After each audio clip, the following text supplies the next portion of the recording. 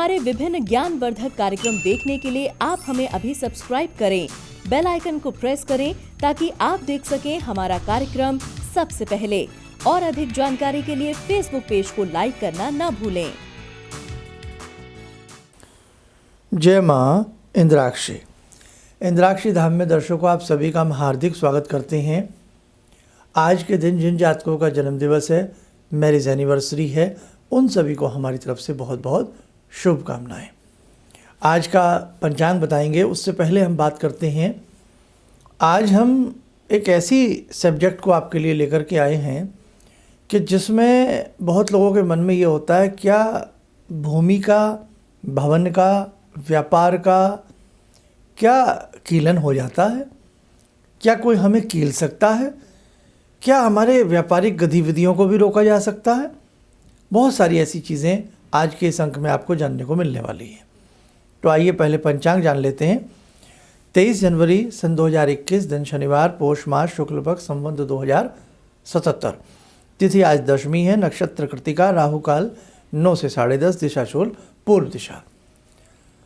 आज सब्जेक्ट गंभीर जरूर है, लेकिन इस बात को अंधविश्वास के रूप में ना लें, समझने के रूप में लें।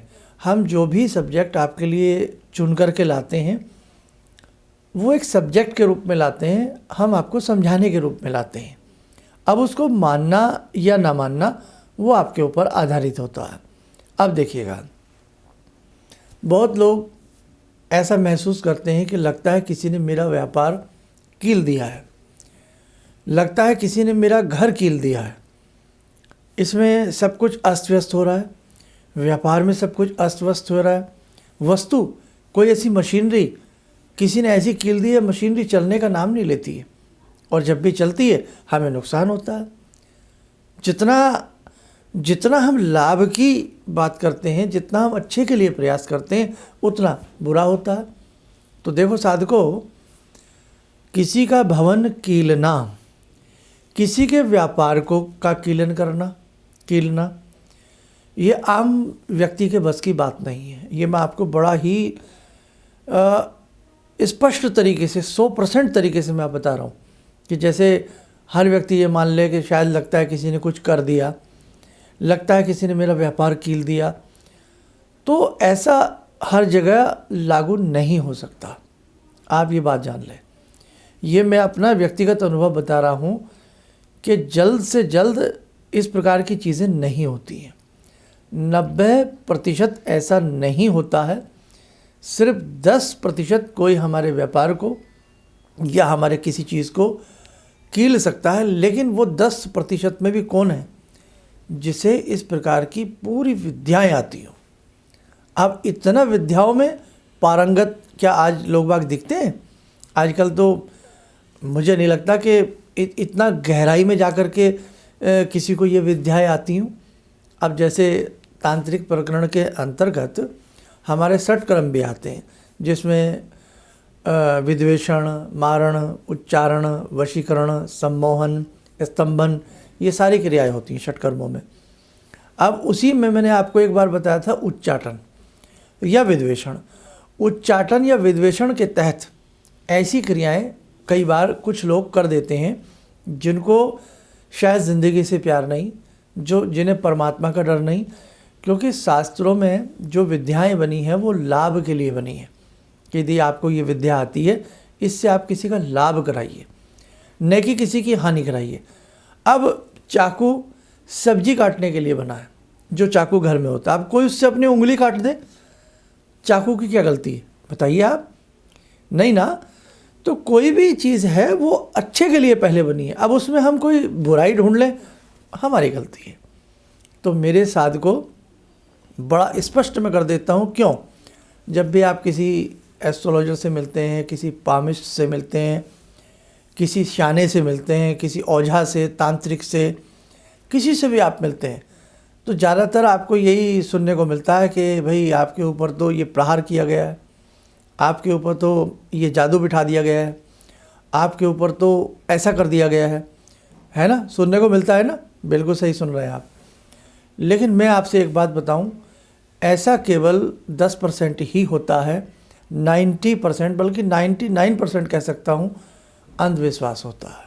जी हाँ, आपको झटका ज़रूर लगा होगा, लेकिन ये मैं वास्तविकता बता रहा हूँ, ऐसा नहीं होता। जब भी आप किसी से मिलते हैं, किसी तांत्रिक से मिलते हैं, ओझा से मिलते हैं, किसी स्याने से मिलते हैं, हर व्यक्ति एक ही बात का रिपीटिशन कर देता है कि भाई आपके ऊपर किसी ने कुछ कर दिया है, कुछ खिला दिया है, या आपका देह गेह पशुवाड़ा, आपका घर, ये सब चीज़ें कील दी गई हैं। तो देखो, मैंने अभी एक शब्द कहा कि 99% अंधविश्वास होता है।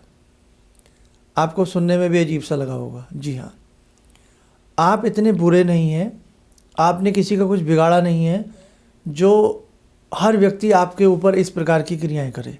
ठीक है, आप बहुत अच्छे हो, तो कैसे किसी ने ऐसा कर दिया? और दूसरा कारण, ऐसी विद्याएं करने वाले जो जानकार होते हैं ऐसी विद्याओं के, वो आम व्यक्ति नहीं होता। ऐसी विद्याएं 99% लोगों के पास नहीं होती, ये भी सत्य है। 99.9% ये विद्याएं हर आदमी के पास नहीं होती। आप क्या समझ रहे हैं, कहीं भी चौराहे पे गुलाल लाल पीले हरे फूल डाल करके टोटका हो गया? वो सब मन को बहकाने वाले कार्य होते हैं। ध्यान रखना, ये विद्याएं जिसके पास होती हैं वो उन विद्याओं में बहुत माहिर व्यक्ति होता है और वो जल्दी से किसी का बिगाड़ नहीं करता है। और यदि करता है तो 1% में वो लोग आते हैं, लेकिन उनका नुकसान, अगर वो किसी का बुरा करते हैं ना, उनका नुकसान भी होता है, परमात्मा देखते हैं। अब जैसे मैंने चाकू वाली बात बताई, विद्याएं अच्छे के लिए सीखी जाती हैं, वो किसी का अच्छा करने के लिए। चाकू, जैसे मैंने बताया, भाई सब्जी काटने के लिए घर में अब आप किसी से उसकी उंगली काट रहे हैं, तो विद्या की क्या गलती, चाकू की क्या गलती? तो वही वाली बात है मेरे साथ को, आप बहुत ज़्यादा डरे ना। और दूसरी बात, आप बहुत अच्छे हैं। दूसरी बात, पहली बात आप बहुत अच्छे हैं, दूसरी बात कि इस विद्या के जो जानकार हैं वो बहुत कम होते हैं, और तीसरी बात, अगर हमारे ग्रह बलवान हो ना, ग्रह बलवान तो गधा पहलवान, अगर ग्रह बलवान होते तो चींटी नहीं काट सकती, समझे? गोली लगेगी, साइंस इस बाजू से निकल जाएगी। अगर ज़िंदगी है और ज़िंदगी नहीं है तो पानी पीते पीते दम निकल जाता है, ज़रा सा कहीं से पैर फिसला नहीं, पंख पखेरु उड़ जाते हैं। तो ये मेरी बातें ध्यान रखना, क्योंकि हमारा ध्येय भी होता है कि अंधविश्वास को कहीं जगह ना आने दें किसी कार्यक्रम में। होता है ऐसा, कीलन भी होता है, और कीलन का उत्कीलन भी होता है, तो मंत्रों में भी होता है। दुर्गा सप्तशती में देखिए आप, क्या उत्कीलन क्रिया नहीं है? आप जो पढ़ते भी होंगे, तो कीलन उत्कीलन हर जगह होता है, लेकिन हर जगह नहीं भी होता है, ये बात ध्यान रखना। बस मेरा कहने का भाव यही है, जब भी कोई आपको ऐसा कहता है कि आपके ऊपर ऐसा कर दिया गया है, आपको कील दिया गया है, तो अपने ठंडे दिमाग से काम लीजिएगा।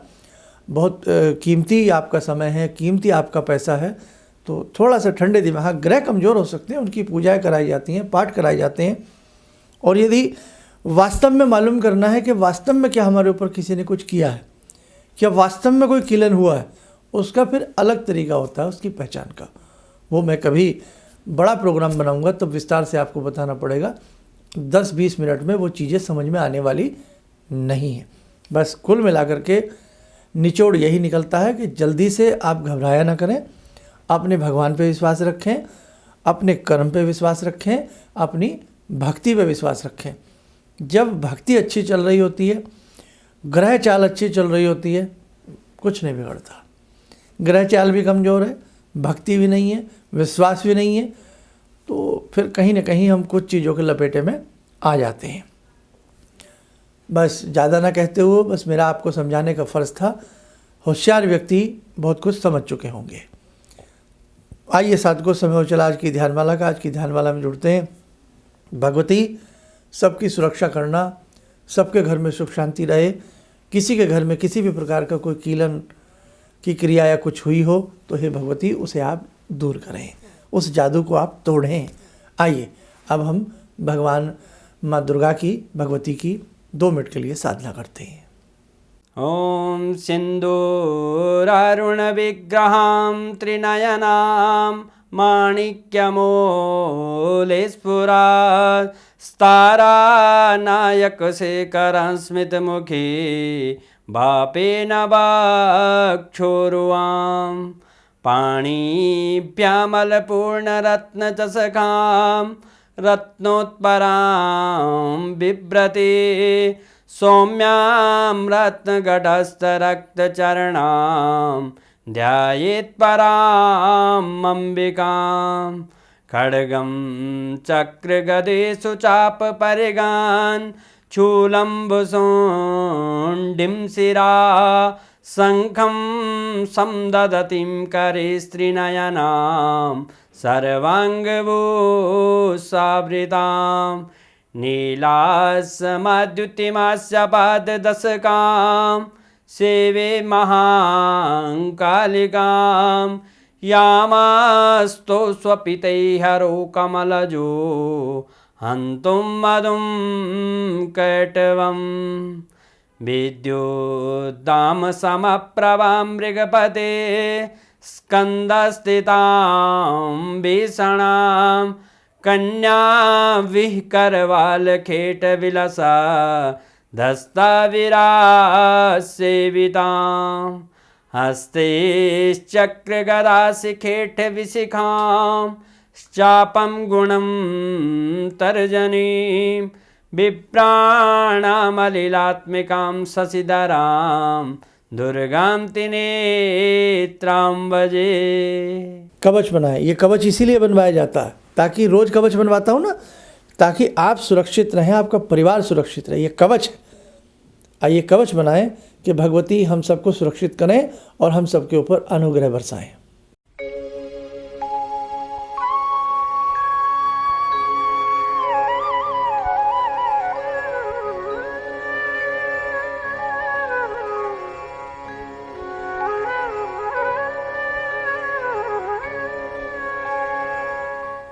ओम बोलते हुए नेत्र खोलें, सामान्य हो जाए। डरने की ज़रूरत नहीं है, है ना। जैसे मराठी में कहते हैं चिंता करू नुका, भाई जो भी टूटा फूटा हम जानते हैं, तो बिल्कुल भी आपको डरना नहीं है। अपने भगवान पे भरोसा रखना, अपनी भक्ति पे भरोसा रखना, अपने ऊपर भरोसा रखना, और भाई जिस साधना को आप करते हैं उस मंत्र पे भरोसा रखना। जिन गुरु से आप जुड़े हैं वो गुरु आपकी रक्षा करेंगे। अपने गुरु जी पर भरोसा रखना। भरोसा जब टूट जाता है ना, तो तरह तरह की बातें हमारे दिमाग में आने लगती हैं। और एक भरोसा मैं भी आपको दिलाता हूँ, बहुत कुछ है जो आपको देना है, बहुत कुछ है जो आपको लेना है, और बहुत सारी बातें हैं जो अभी हमें ऐसे ही तंत्र प्रकरण में, मंत्र में, ज्योतिष में, वास्तु में, बहुत सारी चीज़ें हमें आपको मिलकर के करनी है।